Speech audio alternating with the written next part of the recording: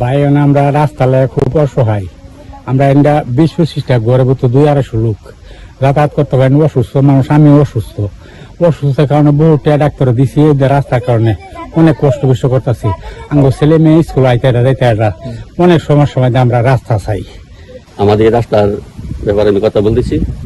আমাদের পুরাতন রাস্তা ছিল, সরকারি রাস্তা ছিল, আমরা যাতায়াত করার জন্য মেম্বার সাহেব রাস্তা করে দিয়েছিল, মাটি ফেলাইছে। সাবেক রাস্তা আমরা এইদিকে মনে করেন 20-25টা ঘর, 1-1.5-200 লোক বসবাস। এখন ওই রাস্তার উপরে তারা মসজিদ সামান্য টাক গয়া পুরান মসজিদ ভাঙ্গা নতুন করে প্লাট মসজিদ করছে, নির্মাণ করছে। আমি রাস্তার উপরে মসজিদ করছে বলে আমি প্রতিবাদ করছি যে আমরা রাস্তা আগে দিয়ে এটা করে তোমরা মসজিদ করো। মসজিদ করতে আমার কোনো অসুবিধা নাই, আমার কোনো নিষেধ নাই, কিন্তু আঙ্গর রাস্তা আগে কইতে দিবা, রাস্তার সিদ্ধান্ত করে দিয়ে হেরা তারপরে তোমরা মসজিদ করো। তখন আমরা তারা বলছে যে তোমরা রাস্তা দেওয়া হবে, কোনো অসুবিধা নাই, তোমরা চিন্তা করো না। এই কথা বলিয়া আঙ্গর রাস্তা দিচ্ছে না। এই পর্যন্ত আমরা বিকল্প রাস্তাটা চলাফেরা করতেছি। এখন পারিবারিক সামান্য একটু দ্বন্দ্ব হওয়ার কারণে আঙ্গর রাস্তা যে বিকল্প রাস্তা ছিল এটা তারা বন্ধ করে দিয়েছে। এখন আঙ্গর চলাফেরা কোনো রাস্তা নাই। এখন আমরা গ্রামের যে নেতৃবৃন্দুরা আছে, এলাকার মেম্বার আছে, ওনার সাথে আমরা যোগাযোগ করে এরা সকলকে নিয়ন্ত্রণ করে আনি, দাওয়াত আইন সালিশ করার পরেও একদিন বসছে, হয়েছে না। তারপরে আবার আরেকদিন সালিশ করছে, সেই দিনও সিদ্ধান্ত হয়েছে না। তৃতীয় দিন সালিশ করার পরে সকলের সিদ্ধান্তে মতামতে রাস্তা মাধ্যা মসজিদের পশ্চিম পাশে যে ওয়াট করে খেত আছে 3 কাঠা 21% জায়গা, ওই জায়গা থেকে ওরে সরে লম্বা ভাবে 4 ফুট করে দিয়েছে। আর পশ্চিমে যে জোরদার আছে ওই জোরদারে দিয়েছে 4 ফুট। 8 ফিট রাস্তা দেওয়ার পরে এদিকে যে জোরদার আছে তারা এই 3 ভাই, ওই 3 ভাইয়ের জুতোর উপর আসছে।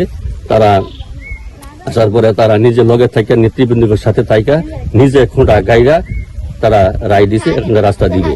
নেতৃবৃন্দ দ্বারা সবকিছু ফয়সালা করে উদ্বোধন করে ধুয়া যাওয়ার পরে তারা সমস্ত খোঁটা ও গায়া ফেলাই দিছে।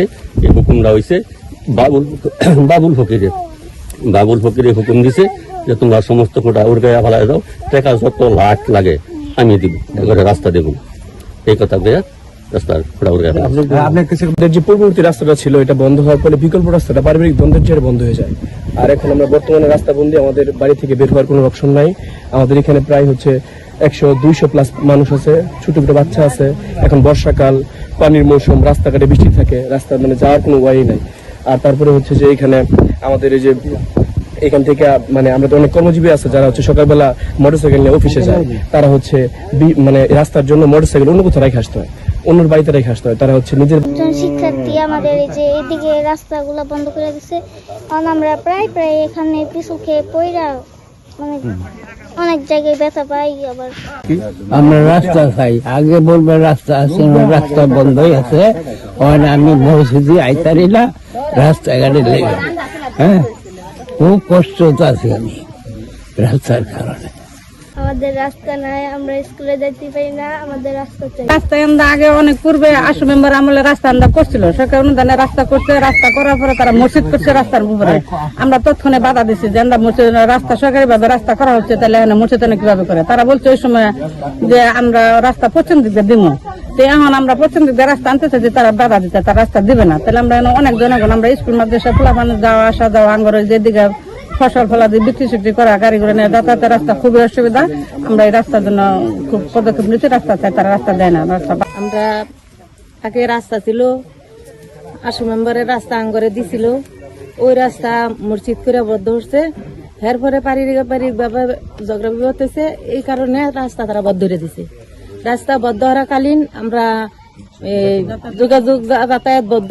এরপরে নেতা ফেতা মেম্বার হেগরে জানাইছি, হেরা 1 থেকে 4 বারে বসা হয়েছে।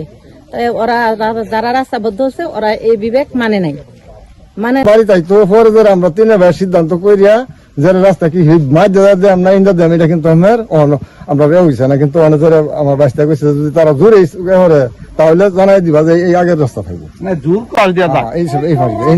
আগের রাস্তা। এখন যে জায়গাটা আগের রাস্তাটা এখন যে জায়গাটা আছে এই জায়গাটা কি আপনার ওই যে জায়গাটা দিবা চাইতেছেন? আমার এই জায়গাটা সম্পূর্ণ আপনাদের না, এইটা আমার ছোট ভাই, সেইটা আমার।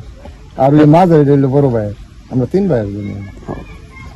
এক না হইলে বড় এই যে 4 লক্ষ 5 লক্ষ টাকা দামের জমি জমি যে বদ্ধ রাস্তা দিতেছে এখন কি আপনি ওই পাশ দিয়ে দিতে চাইতেছেন নাকি? হ্যাঁ এই যে এইখানে। ওই যে আমি আমার বাড়ি দূরে না